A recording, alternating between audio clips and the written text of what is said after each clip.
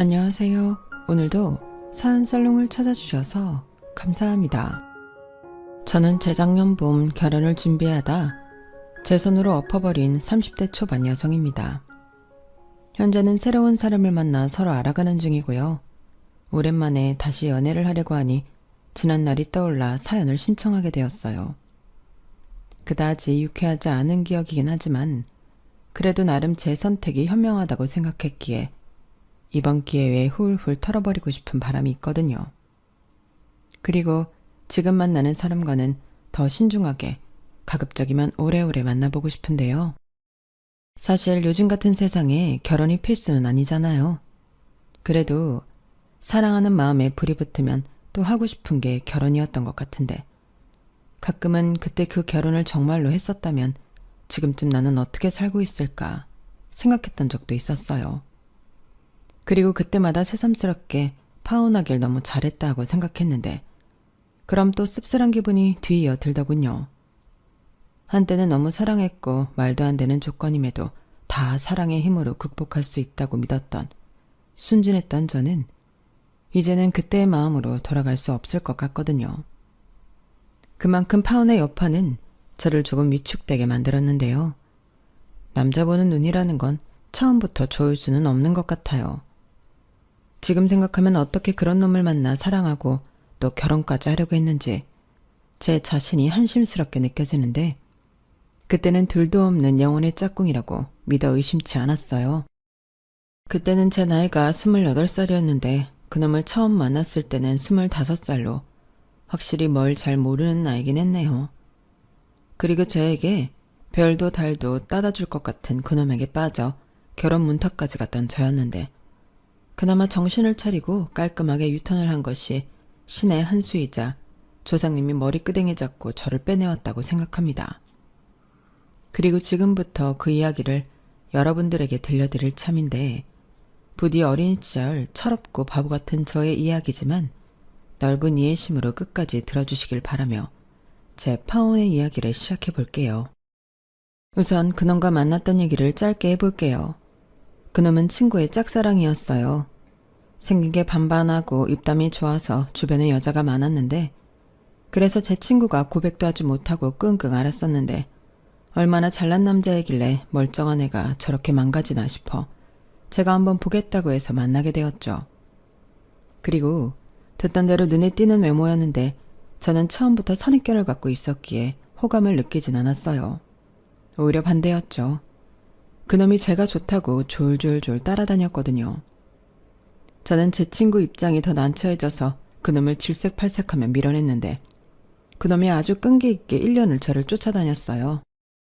아니 주변에 널린 게 자기 좋다는 여자인데 왜 저러나 이해를 하지 못했던 저는 1년이 지나고 마음이 흔들렸죠.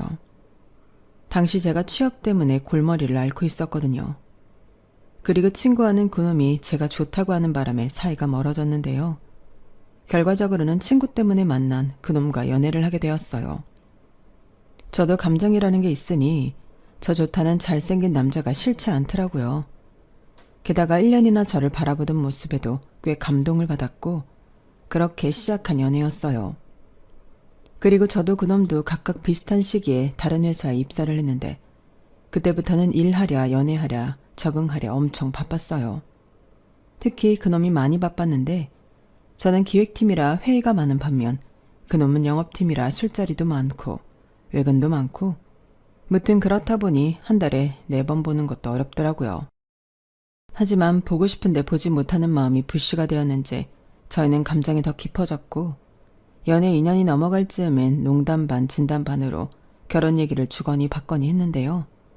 호칭도 자기야 여보야 이렇게 부르다 보니 결혼이라는 환상만 제 안에서 커졌어요. 그때는 나이니 조건이니를 떠나서 사랑하는 사람이랑 하루빨리 결혼하고 싶은 마음도 있었거든요. 저희 엄마 때만 해도 무일푼으로 숟가락 세트 하나만으로도 결혼했다고 했는데 저희는 둘 다 그래도 멀쩡한 직장이 있으니 그 정도는 아니니 괜찮다고 생각했어요. 네, 그만큼 제가 참 결혼에 대해 아무것도 몰랐어요. 하지만 그럼에도 불구하고 제가 잘한 게 하나 있었는데요. 그건 바로 결혼을 하려면 당연히 돈이 필요하다고 생각했기에 저는 첫 월급부터 착실하게 모았다는 거였어요. 엄마의 조언으로 적금뿐만 아니라 수익 좋은 주식에 소액이지만 꾸준히 투자했고, 그게 만기가 되어 종잣돈이 되고 또 열심히 불리고, 이걸 반복하다 보니 직장을 다니고 2년 만에 5천만 원이라는 큰 돈을 모으는 데 성공했죠. 그리고 타이밍도 딱 좋게 그놈이 저에게 프로포즈를 했는데요. 하도 장난처럼 말해서 저는 그게 진심인 줄도 몰랐어요. 하지만 그놈은 진심이라고 했고, 저는 그놈도 저랑 결혼하기 위해 그동안 돈을 모았나 싶어 기쁜 마음으로 그놈의 청혼을 받아들였는데요. 물론 그때 그놈에게 결혼할 돈은 있는 거냐고 확인도 했어요. 뭐야? 우리 자기는 내가 돈도 없이 결혼하자고 하는 줄 알았어? 이거 좀 실망인걸? 미안. 나는 여보가 아직 준비가 되어 있지 않을까봐 그랬지. 여보 차 산 지도 얼마 안 됐고. 차는 필수품이잖아. 그리고 올해도 연봉 조금 올랐고 몇 억씩 갖고 있는 건 아니지만 작게 시작해서 살림 키워가는 재미라는 것도 있는 거잖아. 혹시 자기는 그런 거 싫어? 내가 집이며 이것저것 다 갖춰놓고 시집 오라고 하길 바랬던 거야? 아니, 나도 여보처럼 작게 시작하는 거 좋아. 그럼 됐네. 우리 피차 욕심 부리지 말고 지금 이 마음으로 결혼하자. 내가 의리의리하게 식은 못 올리지만 평생 행복하게 살게 해줄게. 나 믿지? 그럼 내가 여보를 안 믿으면 누굴 믿어? 그렇게 저는 그놈의 말을 믿었어요. 그러니까 억은 없어도 몇천 원 있는 줄 알았죠. 하지만 저희 엄마는 제가 너무 빨리 결혼을 결정했다며 저를 혼내셨는데요. 저희 엄마가 제가 고등학교 때 아빠와 차별하고 무너졌던 마음을 다잡은 지 3년밖에 되지 않았을 때이기도 했어요. 그래서 저는 엄마가 혼자 남는 게 두려워져라나 싶었는데 엄마는 아니라고 단호하게 말했죠. 그리고 엄마는 엄청 계산적으로 따지며 저를 다그치셨는데요. 니들 둘 다 직장 다닌 지 2년 조금 넘었잖아. 그나마 너는 월급의 80%는 돈 불리는 데 쓰니까 5천을 모았지만 걔는 얼마나 모았는데 너만큼 5천은 있다는 거야? 아니면 그 집에서 집이라도 해준대? 엄마도 참 뭘 그렇게 세세하게 따져. 그리고 내가 물어봤어. 돈 있냐고. 그랬더니 당연히 결혼할 돈이 있어 프로포즈한 거라고 확답도 들었고, 나는 엄마처럼 이것저것 정확하게 따지기보다 우리가 갖고 있는 돈으로 작게라도 시작해서 크게 키우는 것도 좋다고 생각해. 엄마가 혼자 있게 돼서 쓸쓸한 거라면 내가 말해서 신혼집 우리 집 근처로 얻으면 되지. 그러면 엄마는 딸을 보내는 게 아니라 아들을 하나 얻는 거야. 아들 같은 소리 하네. 엄마는 됐거든. 그리고 내가 언제나 쓸쓸해서 너 시집 보내기 싫다고 했어? 엄마 생각엔 그렇게 시집 가는 게 그다지 좋지 않은 것 같아서 그러는 거야. 엄마가 전에 그 남자친구라는 놈 한 번 봤을 때 별로 인상이 좋지 않았거든. 나 얘 안 맞게 겉멋이 잔뜩 든 게 그런 남자랑 살면 너 피곤해. 너만 열심히 벌고 그놈은 쓰기 바쁘다고. 엄마, 말이 너무 심하잖아. 사람을 왜 그렇게 생각해? 내 남친 그렇게 엄마가 생각하는 것처럼 한심하지 않아. 엄마는 그럼 내가 돈에 벌벌 떨면서 구질구질하게 사는 남자랑 결혼했으면 좋겠어. 그리고 결혼하면 내가 경제권 갖고 지금처럼 돈도 모으고 그러고 살 거야. 저는 사춘기 이후 처음으로 엄마랑 심하게 말다툼을 벌였어요. 그러자 엄마는 한숨을 쉬시며 그렇게 결혼이 하고 싶으면 알아서 하라고 했는데요. 그땐 참 속상하더군요. 저희 가족은 저랑 엄마, 그리고 동네는 다르지만 할머니가 계셨는데 몇 명 없는 식구 중에 엄마가 저렇게 처음부터 반대를 하니 마음이 상했어요. 그리고 엄마가 반대하면 할머니도 반대할 것이 불보듯 빤해서 마음이 더 무거워졌는데요. 다행히 예비시댁의 시부모님은 저를 반겨주셨어요. 자기는 하루라도 빨리 며느리를 보고 싶었다며 시어머니는 자기도 20살에 결혼을 하셨다고 했는데 그때는 바보처럼 그 말이 위안이 됐어요. 그래도 유일하게 축하와 환영을 받는 거라서 그런지 앞으로도 시어머니와 잘 지내고 싶다는 생각까지 했었는데 그렇게 상견례 날짜를 의논하고 드디어 남자친구와 저희 집에 인사를 갔죠. 확실히 그땐 저도 그렇지만 그놈도 긴장을 많이 한 얼굴이었어요. 그래서 꽃도 사고 저희 엄마 좋아하는 과일도 백화점 물건으로 최상급으로 사들고 나타났는데 걱정했던 것보다 저희 엄마가 식탁 가득 저녁도 차려주시고 남자친구한테 잘해주시더라고요. 그리고 드디어 저희 엄마 집에서 저희 결혼에 대한 이야기가 나오기 시작했는데요. 저희 엄마는 제일 먼저 신혼집부터 물으셨어요. 그래, 아직 둘 다 어린데 그래도 하고 싶다고 하니 너 어쩌겠니? 그럼 신혼집은 어떻게 할 셈이야? 그냥 빙빙 돌리지 않고 얘기할게. 성준이라고 했지? 성준이는 돈 얼마 있니? 아, 저요? 지금 당장 융통할 수 있는 건 1,000만 원 정도고요. 제가 지금 여기저기 묶여있는 돈이 있어요. 그것들 다 합치면 6, 7천만 원은 됩니다. 그래, 묶여있다는 게 땅이나 부동산 같은 건가? 설마 주식에 묶여있는 거 아니지? 나도 주식을 좀 하지만 그거 당장 깰 거 아니면 없는 돈이라고 생각하는 게 맞는 거라서. 아, 그렇다면 우선은 갖고 있는 1,000만 원이랑 윤아가 갖고 있는 돈 합쳐서 돈에 맞춰서 결혼 준비를 해야 할 것 같아요. 뭐? 그래도 직장 생활한 지 2년 넘었다고 들었는데 그럼 자네는 1,000만 원 가지고 우리 애한테 결혼하자고 했단 소린가? 그 돈으로 뭐가 급해서? 저는 그때 엄마의 말에 뒤통수를 3개 얻어맞은 것 같은 기분이 들었어요. 저도 설마 그놈이 꼴랑 1,000만 원 가지고 저한테 결혼하자고 했는 줄은 몰랐거든요. 그래서 그땐 밥이 코로 들어가는지 입으로 들어가는지 몰랐는데 그 후로 저희 엄마는 그 어떤 질문도 하지 않으셨죠. 그리고 저도 이건 좀 아닌 것 같아서 집 밖에 나와 남자친구에게 따지듯 물었는데요. 그때 그놈이 그러더군요. 내가 차마 어머니 앞에서는 말을 못했는데 코인을 좀 했어. 다들 코인으로 돈 벌었다고 하는데 안 하면 바보잖아. 그래서 좀 무리해서 했더니 반토막이 나는 바람에. 뭐? 그럼 여보는 1,000만 원 갖고 프로포즈 했으면서 나한테 돈 있는 척을 한 거야? 1,000만 원도 큰 돈이야. 그러는 자기는 얼마 모았는데 자기도 비슷한 수준 아니야? 저는 그때 잠깐 멈칫했어요. 흥분했었기 때문에 사실 고지고대로 말할 수도 있는 상황이었는데 그때는 왜 그랬는지 순간이긴 했지만 그러면 안 될 것 같은 기분이 들었죠. 그래서 똑같이 1,000만 원이라고 하면 그놈이 난리칠 게 뻔해 나름 짱구를 굴려 2,000만 원 있다고 했는데요. 제가 갖고 있는 돈을 숨기게 된 이유는 괜히 제가 5,000만 원이 있다고 하면 그놈이 잘 됐다고 그 돈으로 결혼하자고 할 것 같았기 때문이었어요. 그리고 제가 2,000만 원 있다고 하자 그놈은 어이없다는 듯 코웃음을 치며 저에게 너나 나나 도찐개찐 아니냐고 서운한 티를 팍팍 냈는데요. 저는 거기에 굴하지 않고 나는 그래도 1,000만 원이나 더 많지 않냐고 맞받아 쳤어요. 그러자 그놈은 할 말이 없었는지 입을 꼭 닫더라고요. 지 말대로 1,000만 원도 큰 돈인데 제가 그만큼 더 있다고 하니 여기서 더 말해봤자 자기 자존심만 갉아먹을 게 뻔하니까요. 그놈은 원래 학생 때부터 그런 놈이었거든요. 그리고 뭐든 좋은 옷에 좋은 것들만 걸치고 다녔는데 그래서 있는 집 아들이라는 소문도 돌고 그랬어요.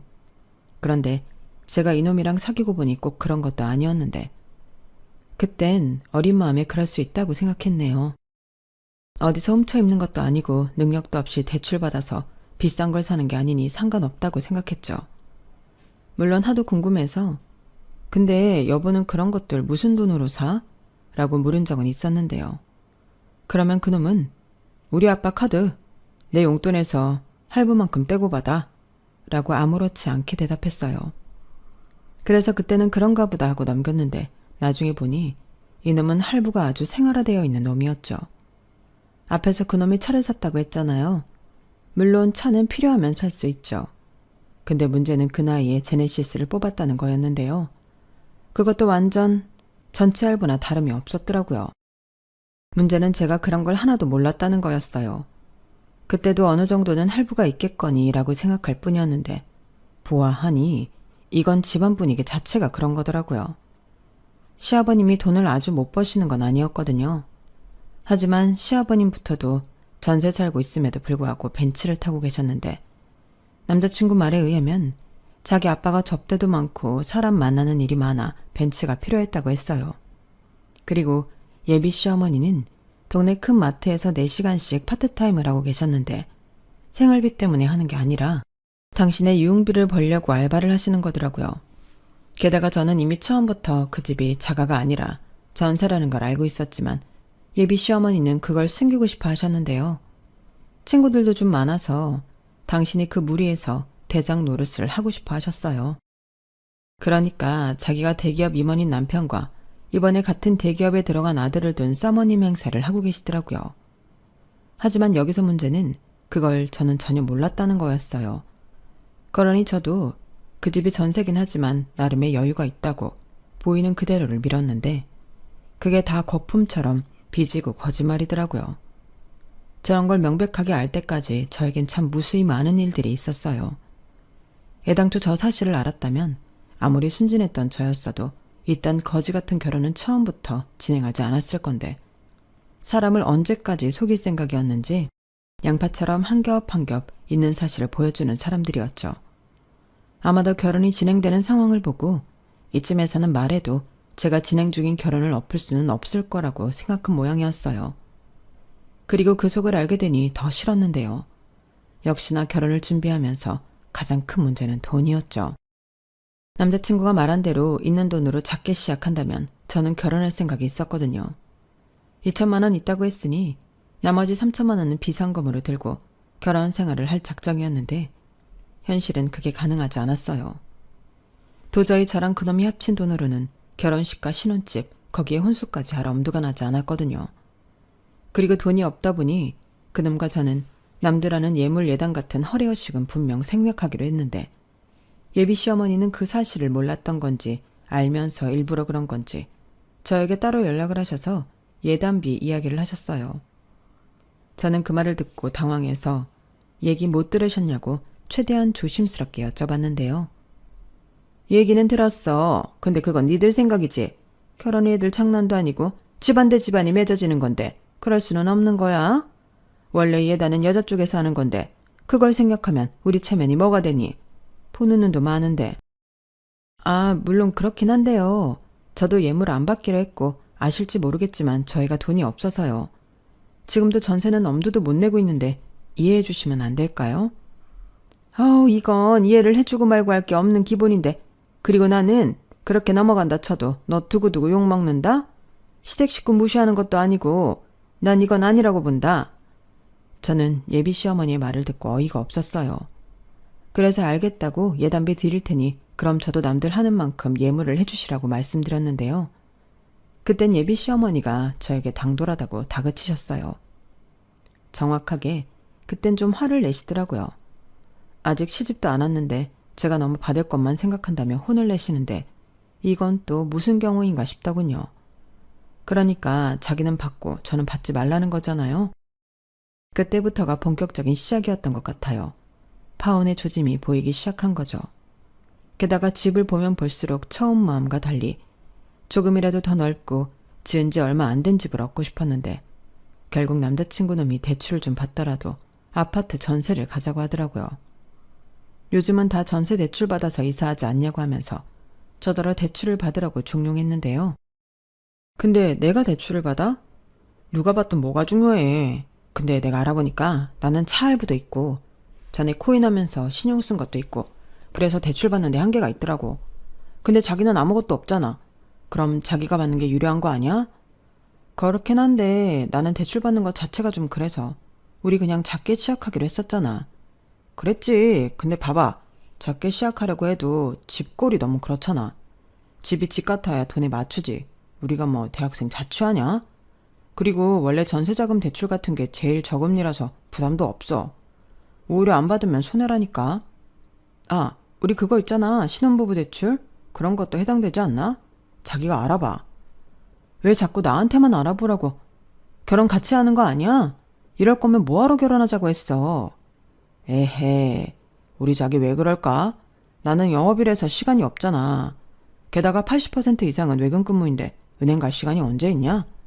대신 자기는 사무직이라서 잠깐 외출할 수도 있고. 자기 요즘 결혼 준비한다고 너무 예민한 거 아니야?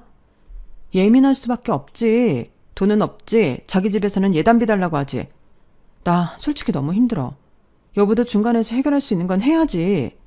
내가 중간에서 할 게 뭐 있냐? 이미 자기가 예단비 받으려면 예물 내놓으라고 맞불 놨다며. 우리 엄마도 서운하다고 난리였어. 근데 내가 중간에서 딱 정리했지. 그러니까 저렇게 조용한 거야. 나는 원래 이렇게 보이지 않게 해. 저는 그놈의 말에 코웃음이 났어요. 누가 보이지 않게 하라고 했나요? 제발 팍팍 보이게 해달라고 했는데요. 남들도 다 그렇다고 하지만 저희는 결혼 준비하면서 신경전 포함 거의 매일 부딪혔어요. 그리고 그놈이 결정적인 한 방을 날렸는데요. 그건 바로 저희 엄마 소유의 집담보 받아서 대출을 하자는 겁니다. 제가 대출 받는 걸 꺼려하자 그걸 지단이는 좋은 생각이라며 신나서 떠들어대는데 그 뒤에 말이 더 가관이었어요. 자기가 장모님한테 부탁을 해서 대출을 좀 넉넉히 받아. 그래서 신혼집도 해결하고 예물 예단도 하자. 그리고 첫살림인데 혼수도 좀 모양새 있게 갖추고. 뭐? 지금 그게 무슨 소리야? 우리가 결혼하는데 왜 우리 엄마 집을 담보로 대출을 받아? 그게 어쩔 수 없잖아. 우리 집은 전세고 나는 신용이 별로고 자기는 자기 이름으로 빚내는 거 내키지 않으니까. 물론 대출금은 우리가 갚아야지. 막말로 장모님 집을 팔자는 것도 아니고 돈만 잠깐 받자는 건데 나쁘지 않잖아. 도대체 뭐가 나쁘지 않다는 건지 그때 사실상 제 마음은 파혼이었어요. 가뜩이나 이런 결혼하면 안 된다고 하는 엄마인데 거기에 대고 저희 엄마의 유일한 재산인 집담보로 대출 내기는 목에 칼이 들어와도 하고 싶지 않았거든요. 그래서 저는 그러기 싫다고 딱 잡아떼고 말했죠. 그러자 그놈은 잔뜩 얼굴을 찌푸리면서 그럼 어떻게 하자는 거냐고 저에게 화를 냈는데 저도 똑같이 화를 내며 물었어요. 우리가 빚을 못 갚으면 그때 우리 엄마는 어떻게 해야 하는 거냐고. 그랬더니 걱정도 팔자다. 자기랑 내가 버젓한 직장이 있는데 그게 무슨 걱정이야. 괜히 어설픈 변명하지 말고 그냥 싫은 거잖아. 그리고 설령 그런 일 있다고 하면 우리 살던 집 빼서 장모님 빚 갚고 우리가 그 집으로 들어가 살면 되지. 장모님 모시고. 난 장모님 모실 생각도 있는 그런 남자야. 이런 말로 허세까지 떨었는데요. 저는 더는 상종하고 싶지도 않았어요. 그래서 우리 엄마는 애당초 사위랑 살 생각도 없고 나도 싫다고 그냥 처음 얘기했던 대로 예물예단 생략하고 돈에 맞춰서 월세집 들어가는 거 아니면 이 결혼 없던 일로 하자고 했죠. 그러자 그놈은 입에 거품을 물려 어떻게 그런 말을 쉽게 할 수 있냐며 지랄 발광을 했는데요. 그러면서 한다는 말이 저를 더 어이없게 만들었어요. 나는 우리 엄마가 그렇게 서운해해도 끝까지 네 편 들었어. 사실 나도 그래. 아무리 없다고 해도 네가 1,000만 원이나 더 있고 그럼 작게라도 우리 집에 예단비 줄 수 있지. 이건 순전히 마음 아니야? 근데 너는 바로 그럼 예물해달라고 맞받아 쳐놓고 이젠 내가 좋은 뜻에서 말하는 것도 이렇게 기분 나쁘게 말하면 나는 어떻게 해야 해? 너 지금까지 나 가지고 놀았냐? 결혼이 장난이야? 그래, 그렇게 정 대출 받는 게 싫으면 우리가 그냥 장모님 집으로 들어가자. 거기서 장모님 모시고 살면서 돈 모으자고. 대신 네가 갖고 있는 돈에서 우리 집 예단비 드려. 다 떠들었니? 내가 방금 말한 거 까먹은 거야? 뭐야? 나 이 결혼 없던 일로 하자고 했어. 그러니까 괜히 마음에도 없는 소리해서 사람 성질 건드리지 말라고. 내가 지금 네가 원하는 대로 다 맞춰준다고 하잖아. 막말로 장모님도 우리랑 같이 살면 외롭지도 않고 좋지. 우리도 애 낳으면 장모님한테 봐달라고 하면 좋고. 좋긴 누가 좋아? 우리 엄마한테 물어봤어? 너는 참 단순해도 너무 단순하다. 나도 뭘 모르긴 하지만 이거 하나는 제대로 알겠어. 이 결혼 절대 하면 안 되는 거. 우리 이제 그만하자. 진짜 너무 지긋지긋하다. 지금 말 다 했어? 뭐? 지긋지긋? 너 지금 나 무시했냐? 나보다 1,000만 원 더 있다고 네가 뭐라도 되는 것 같아? 꼴랑 1,000만 원 더 있는 게. 누가 1,000만 원이래. 나 사실 5천 있어. 그리고 적금이며 펀드며 주식 다 합치면 못해도 8,000원 될걸? 근데 네가 하도 모은 돈이 소박하니까 나도 그냥 없는 척 한 거야. 뭐? 그럼 여태 나를 속였어? 그래, 속였다고 하면 속인 거지. 나도 판이 어떻게 굴러가는지는 보고 가야 하잖아. 근데 이건 영 아닌 것 같다. 결국엔 그런 거였네. 지는 돈 있으면서 나랑 우리 집에서 어떻게 나오나 지켜보고 있던 거네. 그래서 재밌었냐? 그렇게 돈도 많으면서? 너 진짜 속물이다. 이렇게 계산적인 여잔지 정말 몰랐어. 여러분, 제가 정말 나쁜 건가요? 물론 속았다는 거에 기분 나쁠 수는 있겠죠. 하지만 저도 결혼하면 제가 갖고 있는 돈으로 결혼 생활 할 거였고 이래저래 제가 돈 관리하며 열심히 살 작정이었는데 저놈은 제가 가진 것도 내놓지 않고 계산기만 두드리는 년이라며 목에 핏대를 세우며 난리를 쳤어요. 저는 그러거나 말거나 어차피 결혼은 없기로 했고 이제 다신 보지 말자고 했는데요. 지도 화가 났는지 고맙게도 저를 붙잡지는 않았어요. 그리고 보름 정도 동안은 아무 연락도 없어서 이렇게 헤어졌다고 생각하고 있었는데 갑자기 예비 시어머니였던 아주머니에게서 연락이 오더군요. 나다. 너 말이야. 어쩜 애가 그렇게 막대 먹었니? 꼴랑 예단좀 하라고 했다고 결혼을 엎어? 결혼이 무슨 소꿉놀이야? 아무리 아빠 없이 자랐다고 해도 너는 어떻게 그렇게 못 배운 티를 내니? 원래 그럴수록 더 티를 내지 말고 구분구분 해야 하는 건데 뭐가 그렇게 잘났다고 설쳐? 게다가 돈도 더 있으면 감쪽같이 우리 속였다고? 너 지금 내 아들 데리고 뭐 하는 거야? 뭐 하긴요. 결혼하려고 했다가 너무 아니다 싶어서 그만둔 거죠. 아주머니가 이렇게 경우 없이 나오고 아줌마 아들도 남의 돈 우습게 하는데 이런 결혼해봤자 저만 손이잖아요. 뭐야? 너 지금 말 다 했어? 아주머니? 왜요? 맞잖아요. 이젠 결혼도 안 할 건데 남이잖아요. 그리고 저 아직 할 말 다 못했고요. 아주머니 아들 장가 보내고 싶으시면 그 씀씀이부터 줄이라고 하세요. 아니 어떤 남자가 씻을 거 다 쓰고 꼴랑 1,000만 원 가지고 결혼을 하재요? 아니 그랬으면 집 분수를 알아야지. 어떻게 장모될 분이 사는 집을 담보대출해서 자기 집 예단을 하라고 하죠? 제가 분명히 말씀드렸는데 저한테 예단 받고 싶으시면 저한테 다이아 같은 예물 해주셔야 한다고. 그런데 아주머니는 저한테 아무 말씀도 없으셨잖아요. 너 자꾸 거슬리게 아주머니 소리 할래? 그리고 다이아 같은 소리 하네. 니들 작게 시작하겠다고 한 거 아니었어? 그러니까요. 그러니 애당초 여자 쪽에서 예단을 하는 거라는 등 말 같지도 않은 소리는 하지 마셔야죠. 솔직히 남의 눈 의식되시는 거면 더 부끄러워하셔야 하는 거 아니세요? 하기사 그런 걸 알았다면 저한테 예단비 달라고 하시지도 않으셨겠죠. 가만 보면 그런 것도 집안 내력인가 봐요. 그러니까 그 연세 드시도록 전세 사시고 아줌마 남편이랑 아들은 카푸어잖아요. 야, 너 지금 나랑 진짜 해보자는 거야? 너 눈에 뵈는 게 없구나? 네, 저는요 전세 산다고 무시하는 말 아니에요. 아주머니 같이? 그러니까 왜 가만히 있는 사람을 건드리냐고요. 이미 저는 아줌마 아들한테 결혼 없었던 일을 하자고 했으니까 이젠 이런 전화 다시는 하지 마세요. 불쾌하니까. 뭐야? 너 딱 기다려. 내가 당장 가서 네 머리털 다 뽑아버릴 테니까. 니네 회사 어디야? 그놈의 엄마는 수화기 너머에서 약이 바짝 올랐는지 당장이라도 저를 찾아와 제 머리끄댕이라도 잡을 기세였어요. 그래서 저는 아무 말도 하지 않고 그냥 더 약 오르시라고 전화를 끊어버렸는데 그대로 핸드폰에 불이 나듯 계속 전화가 울렸어요. 하지만 받지 않았어요. 아니, 받을 리가 없죠. 그렇게 수십 번을 전화를 걸던 그놈 엄마는 자기 풀에 지친 듯 전화하기를 그만두셨는데요.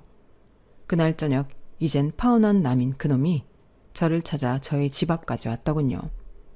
그리고는 지금 자기 엄마가 화병에 머리 싸매고 알아누웠다며 저더러 당장 자기 집에 가서 무릎 꿇고 빌라고 했는데요. 정말 웃기지도 않았어요. 이미 우리 둘 사이는 끝난 사이고 더는 저한테 함부로 할 권리가 없는데 아들이나 엄마나 왜 이렇게 선을 넘는 건지 짜증이 났어요. 진짜 어이없다. 내가 분명 헤어지자고 했지? 아니 근데 왜 이렇게 질척거려. 나더러 용서를 빌라고? 나야말로 사과를 받아야 해. 아무리 어른이라고 해도 나한테 전화해서 아빠 없이 자라서 티난다는 그런 막말을 할 권리는 없잖아. 왜? 자기는 해도 되고 내가 하면 안 되는 거야? 좋게 말할 때 내 눈앞에서 사라져. 아니면 경찰에 신고할 테니까. 어디 갑자기 나타나서 나한테 용서를 빌라 말아야? 너 정말 끝까지 이럴 거야? 너 원래 이렇게 막 나가는 여자였어? 됐고 끝내더라도 우리 엄마한테 빌고 끝내. 이리 와. 그놈은 막무가내로 저를 잡아 끌며 억지로 저를 자기 집에 데려가려고 했어요. 그러자 제 목소리에 베란다까지 나온 엄마가 흥분하셨는지 한 손에는 홍두깨를 들고 뛰어나오셨는데요. 야, 너 당장 그 손 놓지 못해? 어디서 감히 내 딸을 끌고 가? 하며 손에 든 홍두깨로 그놈을 인정사정 볼 것 없이 패기 시작했어요. 그리고 그놈은 난데없이 매타작에 놀라서는 말도 못하고 주랭랑을 쳤는데 얼마나 어리빠지게 도망을 가는지 중심까지 잃고 길바닥에 넘어지기를 반복하더군요. 그러자 저희 엄마는 꽁지 빠지게 도망가는 그놈에게 너 또다시 내 딸 앞에 나타나기만 해? 라고 소리를 지르셨는데요. 그걸로는 당신 분이 풀리지 않는지 저희 엄마가 그놈이 다니는 회사가 어디냐고 물으셨어요. 처음엔 뭐하러 그러냐고 됐다고 말렸는데 마음 한구석에는 그놈한테도 똑같이 복수를 하고 싶더군요. 그래서 너도 한번 당해보라는 심정으로 그놈 회사를 저희 엄마에게 알려줬는데요. 그 후 저희 엄마는 거의 매일 그놈 회사 앞에 홍두깨를 들고 찾아가셨어요. 그리고 그놈은 계속 저희 엄마가 회사 앞을 지키고 있자 괴로워했는데 그때 저한테 문자로 자기가 잘못했다고 저더러 저희 엄마 좀 말려달라고 하더군요. 그러면서 자기는 정말 저를 사랑했기에 헤어지고 싶지 않았다고 하면서 자기를 다시 받아주면 안 되냐고 장문의 글을 보냈는데 저는 아주 짧게 답장을 했어요. 안 돼 라고요.